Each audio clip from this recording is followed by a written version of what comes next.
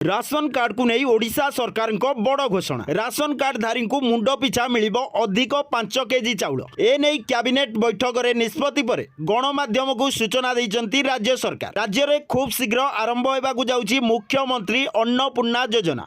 यही योजन उभय एनएफएसए और एसएफएसएस कार्डधारी को अतिरिक्त 5 केजी चाउल प्रदान करेंगे राज्य सरकार। अर्थात राशन कार्डधारी को मुंड पिछा 10 किलो चाउल मिलवा जाउची। ए नहीं मुख्यमंत्री श्रीजुक्त मोहन चरण माझी कौन कहते देखी नियंतु। आर्थिक वर्ष 2026-27 राज्य सरकार एक नूतन योजना मुख्यमंत्री अन्नपूर्णा योजना माध्यम